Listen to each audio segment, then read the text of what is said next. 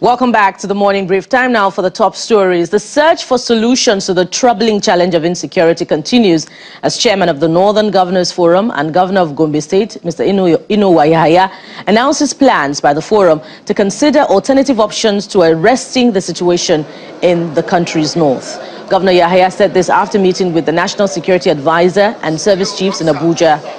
Meanwhile, the military says it is committed to rescuing all kidnapped victims unhurt, but blames school owners for failing to report cases of abduction to security agencies on time.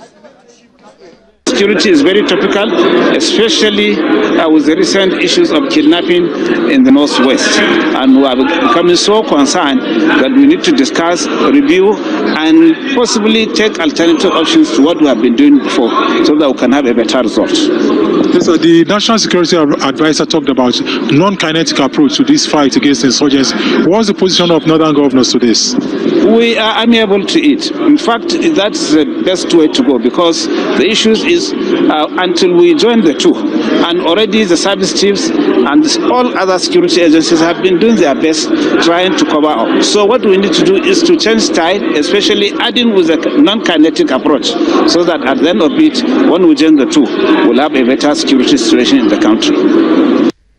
And in the meantime, the National Security Advisor, Mr. Nuhu Ribadu, is calling for enhanced community-driven reintegration and reconciliation process for persons formerly associated with non-state armed groups in the Northeast.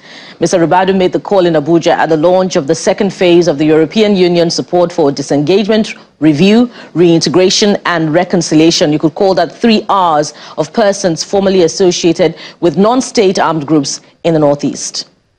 At the office of the NSA, we will continue to provide the immediate coordination as enshrined in the Terrorism Prevention and Prohibition Act 2022, policy framework and national action plan for preventing and countering violence, extremism, and other relevant policy documents. To reaffirm their commitment to support peace in Nigeria.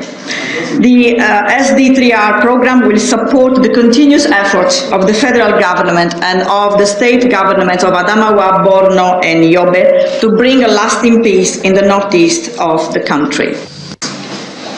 One of the solutions that we adopted is what we call the Borno model.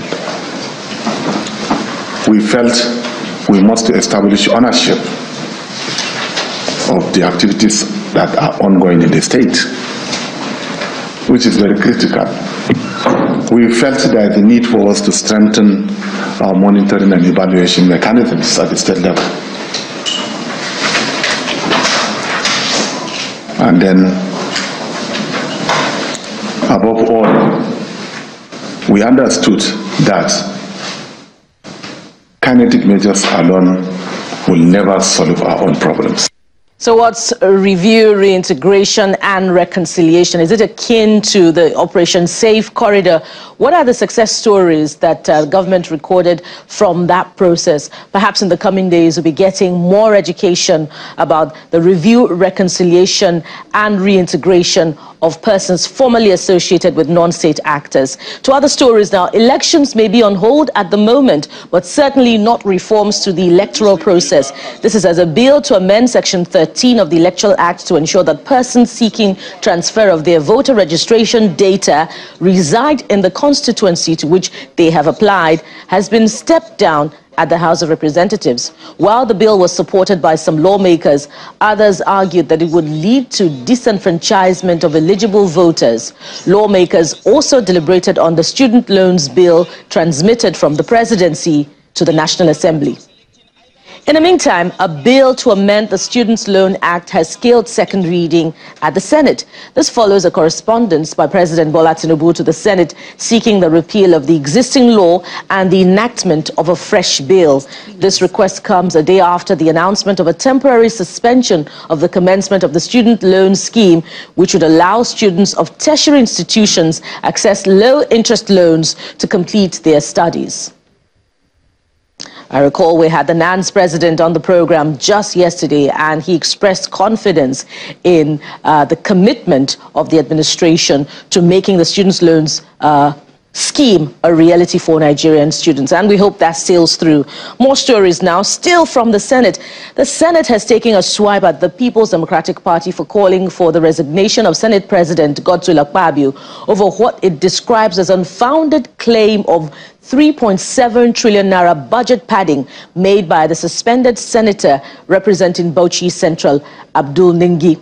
Spokesman of the Upper Legislative Chamber, Senator Yemi Adaramodu, who made the Senate's position known in a statement on Thursday, said the PDP has fatally failed in their sordid attempt to hoodwink the unsuspecting public on the ineffectual but spurious allegations of budget padding. Big words there, not mine, but the Senate's. He stated that the Senate President will not resign and has no intention of doing so at any time because he has done no wrong. And to other matters of development now, Minister of the Federal Capital Territory, Mr. Nyesom Wike, has been speaking about his effort to correct some lapses in the FCT system since he assumed office last year. These include lack of waiver in procurement law, absence of security vote, and FCT Special Intervention Squad. Mr. Wike, who was speaking during a media parley in Abuja, also gave reasons why he is yet to meet with the senator representing the FCT, Senator Ireti Kingibe, over issues concerning the nation's federal capital. To amend the procurement law.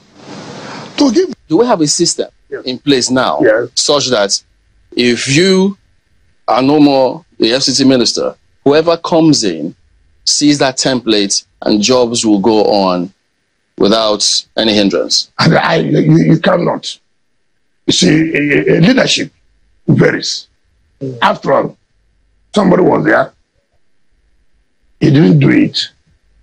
They were still in TSA at the time. Yes. I came.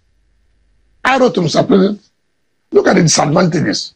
It will not help us to do anything. It is your ability to convince your boss and to see the advantage. And now he has seen it. And he said, go ahead. So, today, people say, I would have touched the construction site. How? It's because Mr. President had weighed it, has seen the advantages that will accrue to his government. He said, move on. Do you know, nothing makes you happy when you see people are happy with what you are doing. I was in the Senate yesterday. I feel highly elated. Every speaker per speaker, we commend you. We have seen it. We are happy. Anywhere we go to, we are seeing so many things are happening.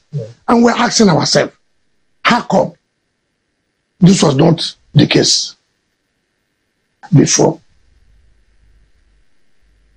You have a new president who has given me the opportunity and who is giving me the support for me to actualize his agenda, particularly as it relates to FCT.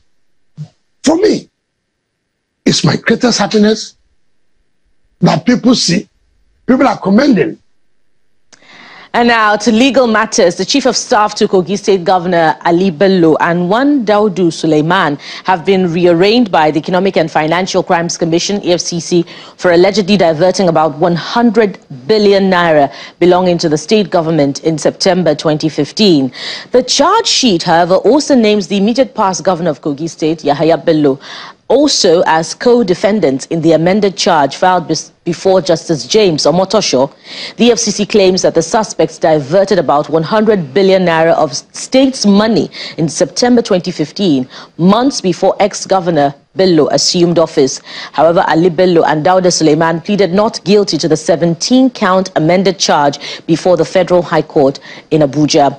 Earlier, Bello's counsel, Abubakar Aliyu, had objected to the reading of the amended charge on the grounds that a copy of the amended charge was never served on them. And now to other stories. The International Energy Agency has raised its outlook for global oil demand for this year.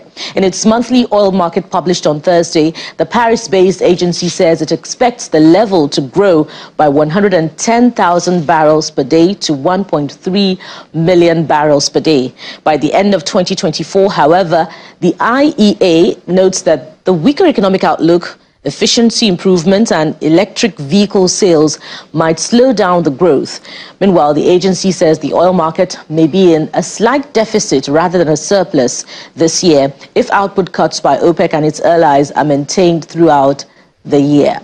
Of course, the sale of electric vehicles would impact on the oil industry. But moving to sports now, reigning Nigeria Premier Football League champions Ayimba have been charged for breaching NPFL framework and rules during their match day 24 fixture against Doma United.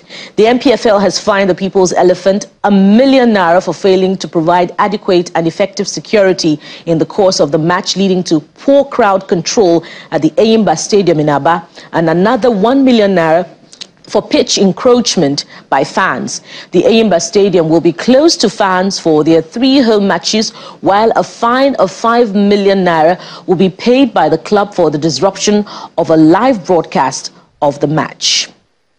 Now, a quick check outside our shores. Call it one too many, and you may not be wrong, as another perilous journey has been recorded at sea. At least 60 migrants have died after a rubber dinghy ran into trouble in the Mediterranean. About 25 survivors who were picked up by the Ocean Viking, a vessel operated by the humanitarian group SOS Mediterranee, told their rescuers that they had set off from Zawiya on the Libyan coast several days before being found. The engine of the dinghy broke down after 3 days, leaving the boat adrift without food or water.